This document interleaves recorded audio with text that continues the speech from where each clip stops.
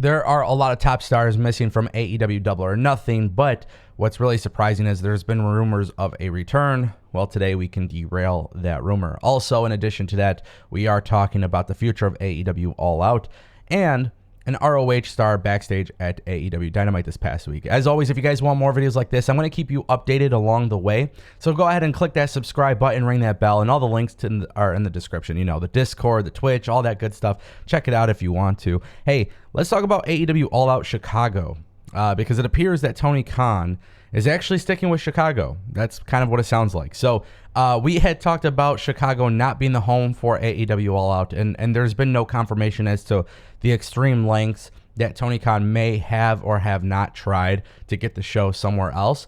But he said specifically on this media call this past week that he believes it makes a lot of sense to keep the tradition around for All Out being in Chicago, and that's not something that he takes lightly. He says, I think most wrestling fans have become very well aware that I love the Chicago market. I was born in Illinois, and it's home to me, and it's a home to AEW and great wrestling and some of the best fans in the world.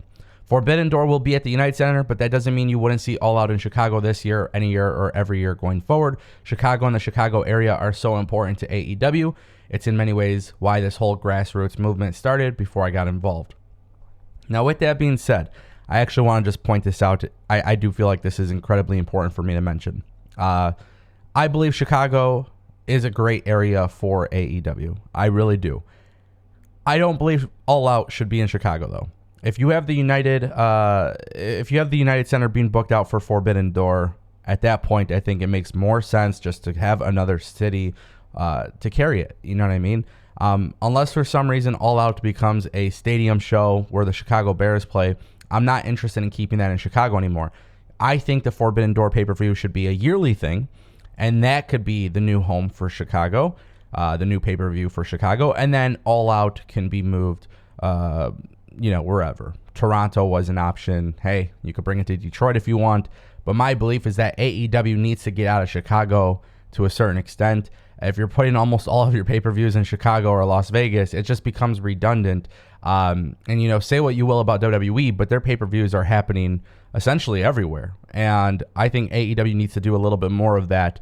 It's not about selling tickets to me. It's not about growing your business to me.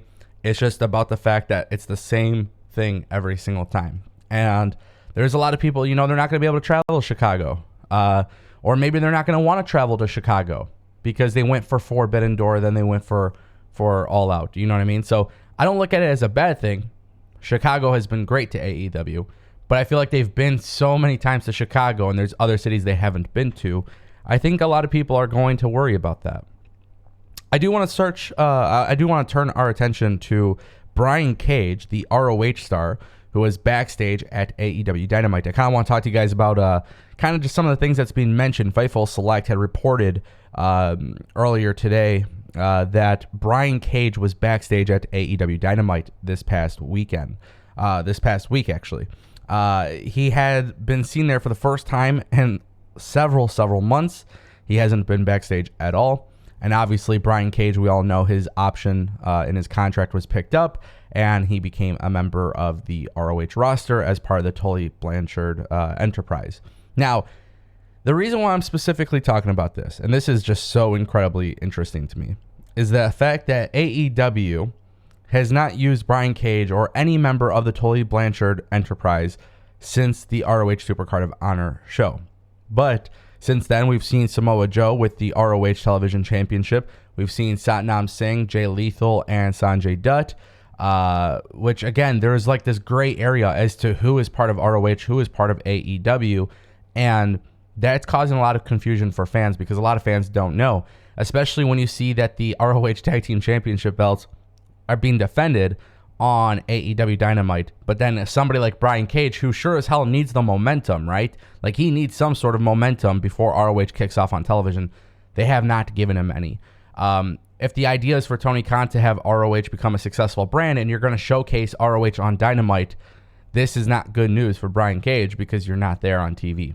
So hopefully there are some creative plans for Brian Cage before they go to ROH Weekly TV, but as it appears, there are none at the moment.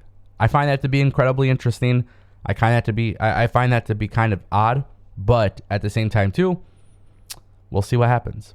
All right, guys. Now we got to talk about the top star missing from AEW Double or Nothing. Truth be told, I find this to be really, really amazing news because for those who know, I cover all the rumors of when somebody's signing, when somebody's debuting, but there's been some news about Kenny Omega, and you never really know if AEW is trying to pull a Super Cena type of move here. But basically, Meltzer had come out and suggested that Omega might have re-aggravated a few of his nagging injuries by resuming his backstage roles in recent weeks. So for those who don't know, Kenny has recently been traveling for AEW shows. He produced some of the early matches, for the women's stuff. Which, by the way, the women's matches have been great, so that's good to hear. But there is a chance that Kenny Omega might actually need a little bit more time before he can come back. Now, there was some rumors, and of course, I like to, if it's at all possible, I like to kill rumors before they expand. But there were some rumors that Kenny Omega might be at Double or Nothing. Perhaps he might be at Forbidden Door. They might try to pull a Super Cena move where he heals from injury sooner, that type of thing. Now, of course, this is wrestling. You never know. They give you an allotted date of, hey, he might not be able to return until here or there, whatever it may be. But my belief specifically here is that Kenny Omega is not part of Double or Nothing whatsoever. And on top of that, he's been on the shelf. He's got to get that physicality back. He's got to get healthier.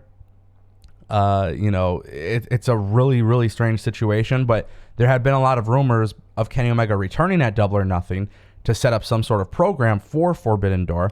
And this was due because there was some rumors that Kenny Omega had been training, had been feeling a lot better, getting better faster. He's been pushing himself harder. So if we're taking Dave Meltzer's word for it, I mean, here's the thing. If Kenny Omega is not traveling for Double or Nothing, let's just say Forbidden Door may very well be off the table. Not for sure, but there's a chance that it could be off the table.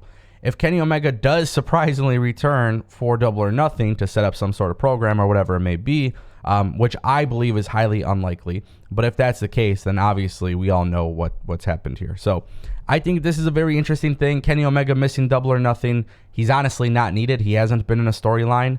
To me, at least, I don't think this is necessary. But at the same time, too, there had been a lot of rumors that he would return and all that good stuff. And hey, if he is returning, cool. If not, no big deal. Hopefully he gets better, and we'll see kind of what happens. Let me know what you guys think in the comment section down below, and I'll see you next time.